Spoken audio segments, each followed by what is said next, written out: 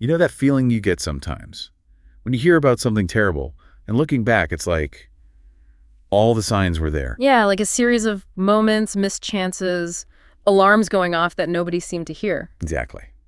And today, we're diving deep into a case that will absolutely leave you with that feeling. It's a really harrowing story. It's not just about one horrific event, is it? It's about this whole tangle of, well, responsibility or the lack of it. Parental responsibility, definitely. Yeah. Negligence on a profound level. And these critical moments, these points where things could have gone differently. Intervention points that were just missed. It's the Oxford High School case. Uh, And the deeply, deeply disturbing story of Ethan Crumbley.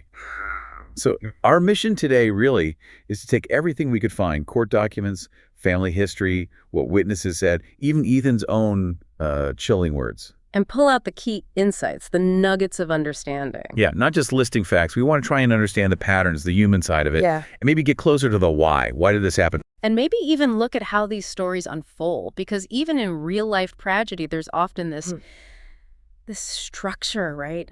A setup, rising tension, the final awful reveal. It draws you in, even when it's horrifying. It forces you to look at uncomfortable things, how easily signs get missed, or maybe just dismissed. And the consequences when that happens, what we really need to dig into is not just the what, but the whole chain of events. How did it become possible? Exactly, the foundation. Okay, let's do that. Let's start right there. At the foundation, the Crumbley family. Before everything happened, what was the environment like? The Crumbley family, a troubled foundation.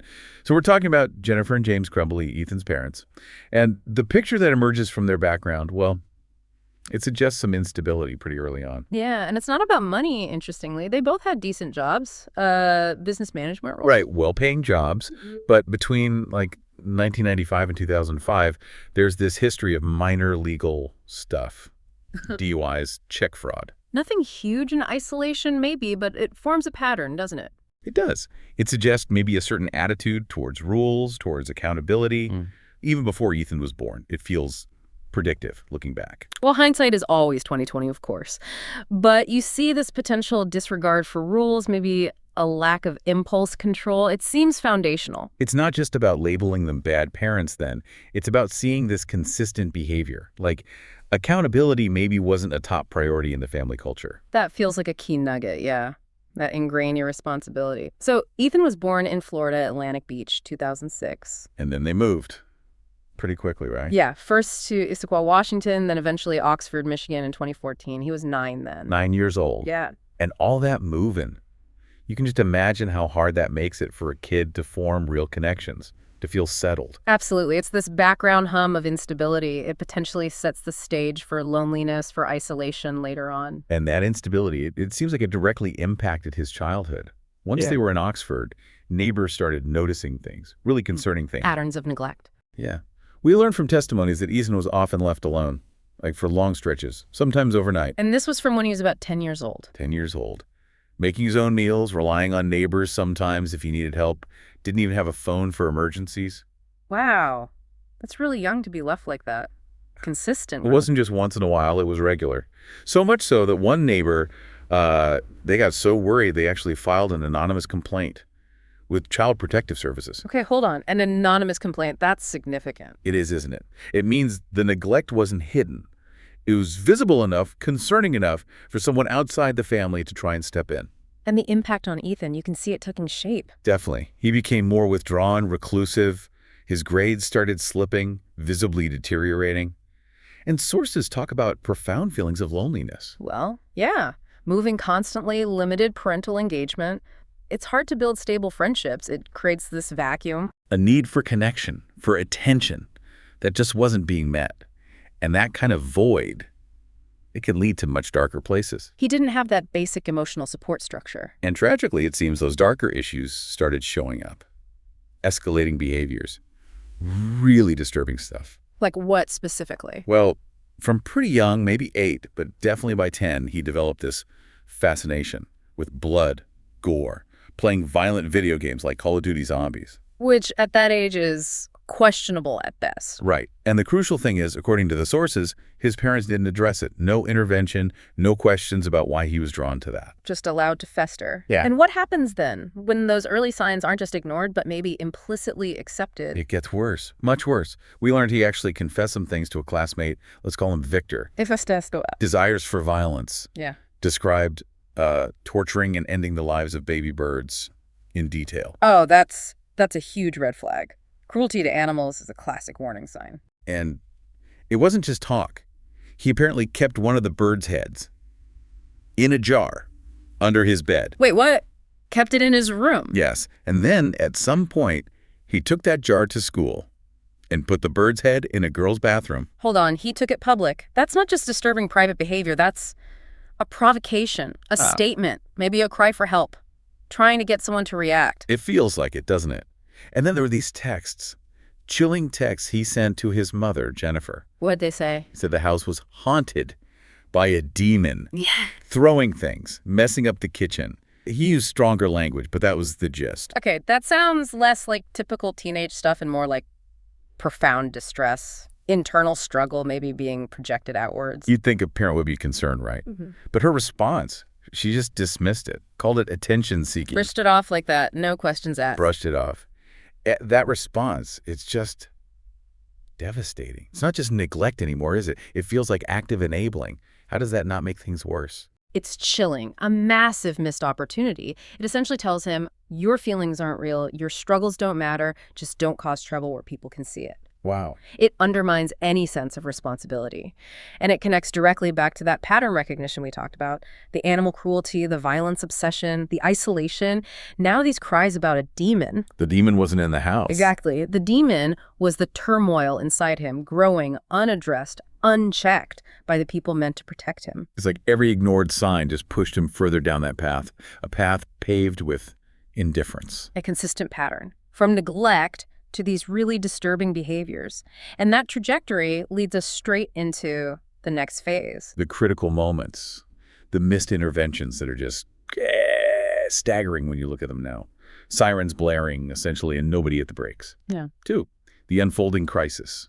Critical missed interventions. The timeline here becomes absolutely critical because you see the failures compounding just 4 days before the shooting. Black Friday 2021. Wait, what happened then? James Crumbley bought a gun, a 9mm Sig Sauer semi-automatic pistol. Okay. And Ethan was with him when he bought it. Wait, the parents bought a gun with Ethan present, knowing about his issues. Yes. And it gets worse.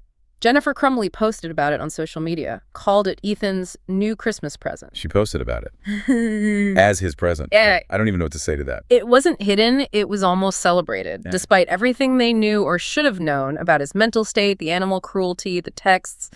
They bought him a handgun. And how was it stored? Please tell me it was locked up. No, that's the other critical failure. They didn't store it securely, left it in an unlocked drawer in their bedroom. Unlocked.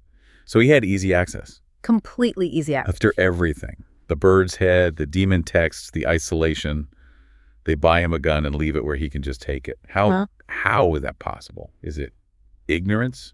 Denial? Well, the prosecution called it gross negligence, and the jury agreed. It wasn't just failing to lock it up, it seemed like willful blindness to all those escalating signs. Legally, it's involuntary manslaughter because their actions or lack of action created this huge foreseeable risk. And they ignored it. Flagrantly disregarded it, psychologically.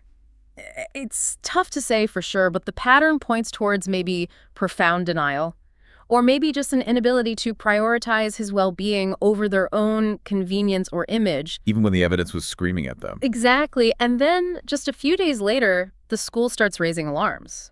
Big ones. Okay, what happened at school? November 29th, the day before the shooting, a teacher catches Ethan researching ammunition online during class. In class. Okay, that's worrying. School contacts the parents. Immediately, they contacted Jennifer Crumbley. And her reaction? Her text response to Ethan, later shown in court, was, well, it was, LOL, I'm not mad at you. You have to learn not to get caught. Hold on, LOL. And learn not to get caught. Not stop looking up ammo, but don't get caught. That was the message. Not just dismissive, but actively coaching him on how to hide concerning behavior. A complete lack of understanding of the danger. Or maybe worse. It's enabling on a whole other level. It's terrifying. And then the next morning, November 30th, the day of the shooting. The alarms reach a fever pitch. What happened? A teacher finds drawings on his math homework. Really disturbing drawings. How disturbing? Chilling. A gun pointing at the words, "The thoughts won't stop. Help me." A bullet labeled "blood everywhere," a person who'd clearly been shot, a laughing emoji, phrases like, "My life is useless and the world is dead." Oh my God, help me. Right there on the page. And he'd tried to scribble over parts of it, like he knew how bad it looked. So the school saw this. This had to be the point where everything stopped, right? You would absolutely think so. The school called his parents in immediately. Jennifer and James came in for a meeting. They showed them the drawings. Yes, showed them the drawings, even the parts Ethan tried to hide. School officials were clear. Get him counseling within 48 hours, or they'd call Child Protective Services. The threat was explicit. Okay, so the parents are confronted with this horrific evidence, the explicit cry for help, the violent imagery, and the threat of CPS.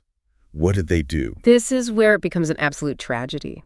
They refused to take Ethan home from school. They refused. Why? They had to go back to work. Back to work after seeing that. And crucially, devastatingly, they did not tell the school officials about the gun. The 9mm handgun they had bought him just 4 days earlier, that was now in their home, unsecured. They didn't mention the gun, knowing he drew pictures of guns and bullets and wrote, "Help me." They withheld that critical piece of information and refused the immediate intervention of taking him home. So what happened to Ethan? He was sent back to class. Back to class with the gun. With the gun already in his backpack, on school grounds, ready. This is the point of no return, a cascade of failures. Every chance to stop it, ignored, dismissed, or actively blocked by the parents. The school knew about the drawings, the suicidal thoughts, but not the gun. The parents knew about the gun, the drawings, everything, and chose work over taking him home. Withheld the most critical piece of information. It just opened the door. And the inevitable followed. The horrifying attack. And the evidence shows it wasn't impulsive, it was planned. Coldly, meticulously planned. 3, the attack.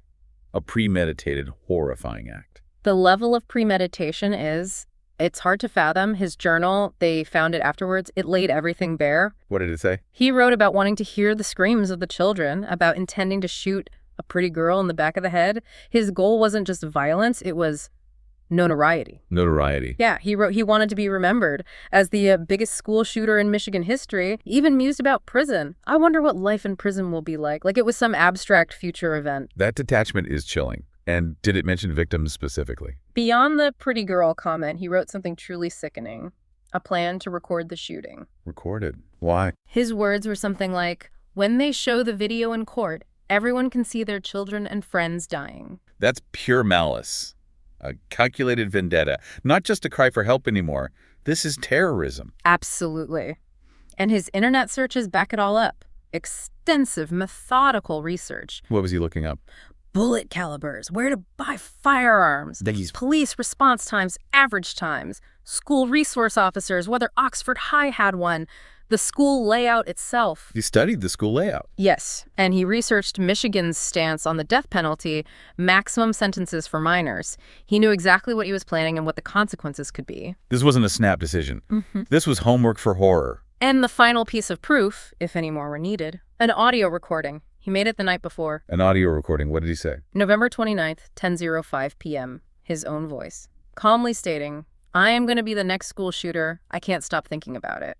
He named his target the school, said he wanted to teach them a lesson, and acknowledged, "I am going to prison for this." He knew. He absolutely knew. No ambiguity, just cold intent. The horrifying culmination of everything we've discussed. So the next day, November 30th, 12:50 p.m., the plan goes into action. He went into a bathroom with his backpack. The backpack containing the gun his parents bought and didn't secure. Emerged a minute later, armed. And started firing immediately. His first victim was Phoebe Arthur, shot in the face. Miraculously, she survived. Thank God. But he continued. Methodically, firing in the hallways, into classrooms, targeting students, staff, indiscriminately. And he tried to trick students. Yes, a really chilling detail. Tried to lure students out of barricaded rooms by pretending to be law enforcement, saying it was safe. That's horrifying. No. Did anyone manage to stay safe? Thankfully, yes. And this is where the school's Alice training likely made a huge difference. Alice. What's that? It stands for Alert, Lockdown, Inform, Counter, Evacuate. It's active shooter response training. It teaches people not just to hide, but to react dynamically, barricade, communicate, evacuate if possible, even counter as a last resort. So students and staff use this training. Many did. They barricaded doors effectively, some evacuated. This actively stopped him from getting into more classrooms, potentially saving many lives. So the training worked to an extent. Correct. How long did it last before he was stopped? Deputies arrived incredibly quickly. He was apprehended within minutes, still had 7 rounds left in the gun, plus 2 extra magazines on him. Caught quickly, but the damage was already immense. It was devastating. 4 students lost their lives. Madison Baldwin, 17, Tate Meyer, 16, Hanesi Juliana, 14, and Justin Schilling, 17. He passed away from his injuries later. And 6 other students and a teacher were wounded. These aren't just numbers. Their futures erased. Families broken forever. The stories about their final moments, they're just unbearable. They really are. Justin Schilling reportedly told to get on his knees before being shot at point-blank range. Unimaginable. Hannah St. Juliana shot once and then again after she was down. The judge called it finishing the job. Just brutal calculation. And Tate Meyer reports say he was shot while trying to disarm the gunman, trying to stop him. Absolute heroism. A true hero. And the victim impact statements later in court, they must have been incredibly powerful. Heartbreaking. Madison's mother, Nicole Beausoleil, describing seeing her daughter lifeless, screaming. Buck Meyer, Tate's dad, saying their family lives in complete hell. How do you even begin to recover from that? Jill Sauvier, Justin's mom, talking about his cold-hearted, methodically executed end, but also finding some meaning in his organ donations, saving others. Even in grief, trying to find light. Keegan Gregory, a survivor who was trapped with Justin, spoke about the guilt of surviving. That's a heavy burden. Yeah. And Molly Darnell, the teacher who was wounded, her strength, declaring, I am the writer of my own story, finding kindness without forgiving him. Wow. The emotional weight here. It's immense. Yeah. It forces you to see the real human cost. Absolutely. And it inevitably leads to questions about accountability, justice. What happens next? 4. Accountability and justice, legal proceedings, and beyond. The legal fallout here was significant, and in some ways, unprecedented. Starting with Ethan Crumbley himself, charged as an adult, which was a key decision. Right, given the premeditation. Yeah. And he pleaded guilty. Yes. October 2022, pleaded guilty to 24 counts, terrorism causing death, 4 counts of first-degree murder.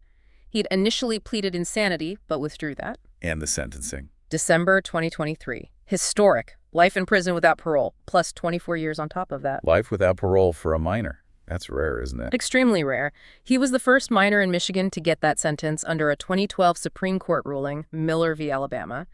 That ruling made mandatory life without parole for juveniles unconstitutional, basically saying it should only be for the rarest cases, the ones deemed truly irredeemable after considering their youth. So the judge felt his case met that incredibly high bar. Judge Kwame Rowe was very clear why. He pointed to the extensive planning, the obsession with the violence, and crucially that Ethan continued bad behavior in jail. Hacking a tablet to look at graphic, violent stuff. Even behind bars. What did Ethan say at sentencing? He did make a statement, said something like, I am a really bad person. I have done terrible things. I do plan to be better. But the judge wasn't swayed. Clearly not. And later, after turning 18, Ethan tried to appeal. Asked his parents for some pre-sentencing reports to help his case. Did they help him? No. In what seems like a final act of, well, neglect, maybe, they refused to provide the documents. Wow. Even then. And the Michigan Court of Appeals shut down his attempt to withdraw his guilty plea anyway. The judgment stands firm. Okay, so that's Ethan's fate. But the parents. This is where things get really groundbreaking. Absolutely landmark. Jennifer and James Crumbley, each charged with 4 counts of involuntary manslaughter. Making them the first parents of a U.S. school shooter to be held criminally responsible for their child's actions like this. Exactly. A huge precedent. Establishing a new level of potential accountability for parental negligence when it leads to such horrific outcomes. Yeah, they didn't exactly turn themselves in willingly, did they? No, initially they seemed to try and flee after the charges were announced. There was a manhunt. U.S. Marshals found them hiding in a commercial building in Detroit. Hiding, okay? And the trials. They were tried separately, but the verdict was the same for both. Guilty on all 4 counts of involuntary manslaughter. A clear message. And the sentencing reflected that. April 2024. Both got 10 to 15 years in prison, eligible for parole after 10 years. The judge explicitly said it was meant as a deterrent, a warning to other parents about the responsibilities that come with guns and raising children, especially troubled children. And the victims' families got to speak directly to them. Yes, those victim impact statements, directed right at Jennifer and James, absolutely searing. You failed as parents. You decided parenting wasn't a priority, and that gut punch, you both killed my daughter. Just devastating. You can feel the betrayal, the anger. And their behavior didn't help. James Crumbley apparently made death threats against the prosecutor while he was in jail awaiting trial. Seriously. That just reinforces the perception of, well, a lack of remorse, defiance. It certainly didn't paint a picture of contrition. So the shooter and his parents held accountable. What about the school? They faced lawsuits too, right? They did. Big ones. $100 million lawsuits alleging negligence, saying the school ignored the warning signs, should have done more. What was the outcome there? The lawsuits were dismissed March 2023. A state judge ruled the school district had governmental immunity. Governmental immunity, so they're protected legally. Essentially, yes. It's a legal doctrine shielding public bodies like schools from lawsuits unless there are very specific exceptions. The judge ruled that while signs were missed, the school couldn't have legally foreseen the exact timing and nature of the attack, and Ethan Crumbley was the direct cause. The parents withholding information about the gun was likely a factor too. So legally, the school isn't liable. But it still leaves that question hanging, doesn't it? About moral responsibility when so many signs were there. It absolutely does. It highlights that gap between legal fault and the feeling that more should have been done institutionally. It's a complex and often frustrating aspect of these cases for the families involved. Yeah, and the impact. It doesn't end with the court cases, does it? The echoes continue. The trauma is ongoing. The echoes and lessons.